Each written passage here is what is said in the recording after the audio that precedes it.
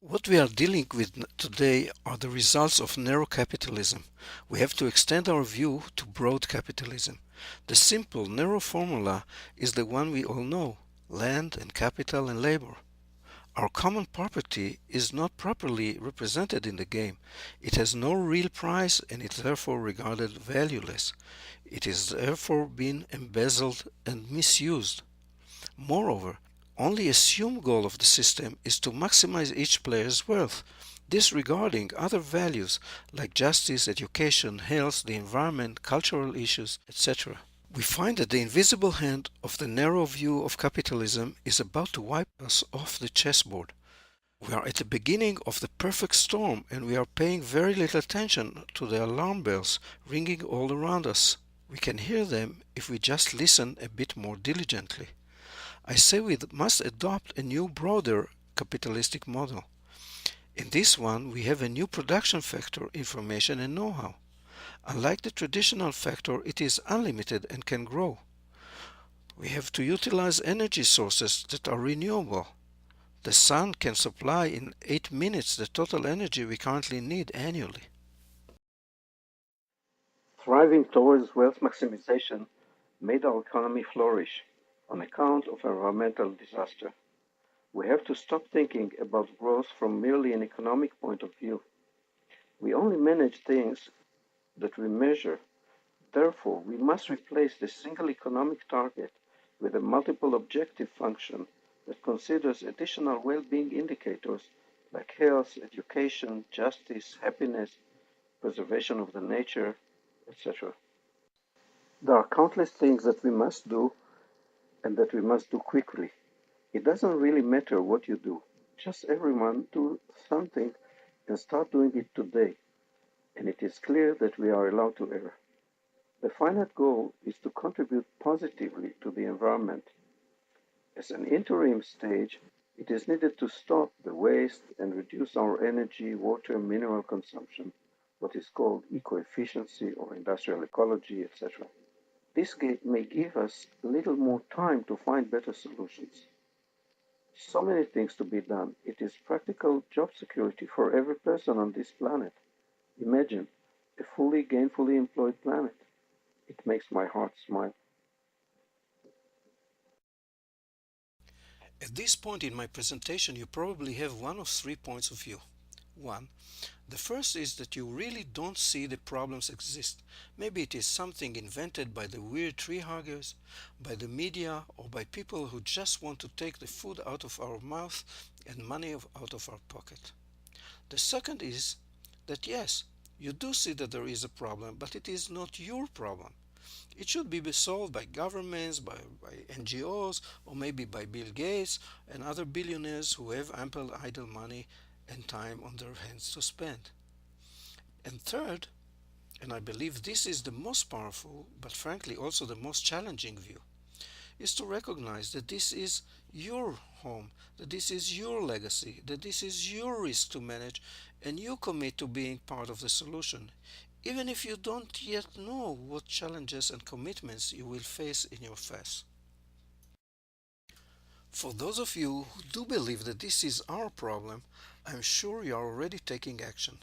Several years ago, people did an experiment in Sydney, Australia, and this is now repeated in many towns around the globe. They turned off electric switches at a particular moment just to demonstrate that it is quite easy to reach significant joint effect even where everyone is doing only minimal effort. You can easily have a larger impact when your business will cut electricity, air conditioning, paper consumption, etc. Leaving a positive impact requires more thinking, more effort, much creativity and innovation, and strong leadership. For those of you who are on the edge, not quite certain that any of this is real, I urge you to take the first step of any discovery. Be curious. Do some of your own research and see what there is to see. What Reboot urges us to do is to look at our world with fresh eyes while removing screens that distort our view. This is an essential step toward a paradigm shift. Maybe some of you saw the movie Avatar. It describes a shift from a two-dimensional black and white reality into three-dimensional colorful world. This is a paradigm shift. It has to start from a new point of view. We must relook at what is in front of us.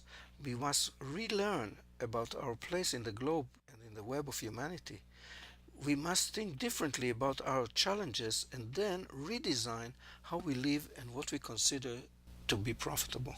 And as in many solid reboot, we must restart. That is to start doing things differently. And only then, if you get tired, you can retire.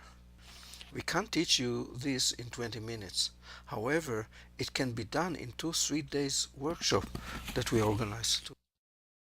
The insurance industry could be world leaders by focusing on sustainable wealth for the long run.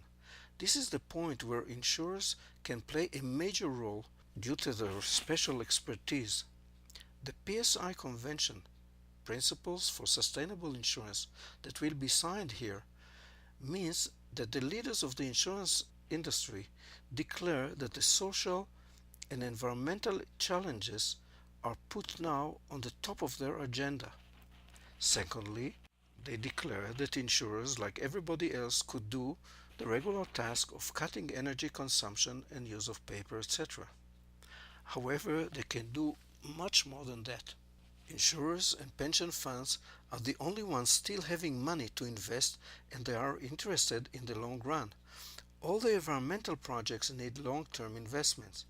Start early and start now. The insurers that joined the PSI convention are voting now with the policyholders' funds to save their and yours world. It pays. The investment in environmentally unfriendly industries that for a while seemed more attractive didn't pay. Remember the retroactive suits in the asbestosis and toxic spill cases? We have just experienced a judgment against several financial institutions that had to finance the cleanup costs of a failing industry. The fact that they were creditors and lost all money didn't help them to defend the case. The insurance industry and pension funds manage altogether about $70 trillion of assets, and a few trillion dollars are invested annually. These are enormous amounts, and if part of the money will be directed to long-term environmental investment, this will make a tremendous change in the world. Of course, there is a need to make big changes in the regulatory requirements like Basel III and Solvency II to enable changing the focus of the industry from reporting on a short-term rates of return on investment and to allow investment in non-marketable securities. It is about time to let the insurers regain their traditional business. Sustainability means leaving no footprints. At this point, it's too late, as we have to clean the results of yesteryear's actions. We have to find a way to go beyond sustainability and to leave positive footprints. If we learn from our mistakes, we are geniuses. If we don't learn from them, we are fools. Do you recognize the ancient face of Nero? Nero was the Roman emperor who lives in infamy as the guy who fiddled while the city of Rome burned. But aren't we behaving the same way? The hair on our heads is burning, yet we are still having businesses as usual approach. We have to be ever alert and mindful of the Nero in all of us. Denial will not help. Ignoring the problem will not help. We must not just play with our fiddles, we must help to put out the fires. I hear the fire alarms ringing all around me every day. That's why I changed my focus years ago to the environmental risks. None of us can do or fix everything that needed to be done or fixed, but we can all do something. Like our dear late colleague, Dr. Wangari Maathai. She was raised in a small village in Kenya. She went on to become a Nobel laureate for the extraordinary work she has done to save the soil and to plant millions of new trees in Kenya and Africa. She helped shape a huge political movement that empowered women and made an enormous political impact that restored democracy in her country. She was only one. I'm only one. You are only one. yet we are one. So while we are here, let us all do what we can do to help heal and sustain our beautiful, fragile earth. I'll leave you with a few thoughts about the challenges we face. Reverend Ed Cole said it well. Falling in the water doesn't drown us. It is staying there that does the trick. Let's not stay in the water too long and drown. Here in Rio in 1992 was the first time that we had a truly global conversation about what must be done. This week, the UN summit reconvenes here, and I'm honored to be participant of the Israel delegation to that conference. Also, the signing of the PSI convention in our International Insurance Society meeting is also a part of that effort and has been supported by the United Nations Environmental Protection Agency. The Earth Pledge in 1992 unified us, and it said, "We pledge to help make the Earth a secure and hospitable home for present and future generations." Even though I don't know how, I pledge this. Even though I cannot do it alone, I pledge this. I believe heaven will be pleased when we succeed and weep for us if we don't. Thank you all for your attention and your generous listening.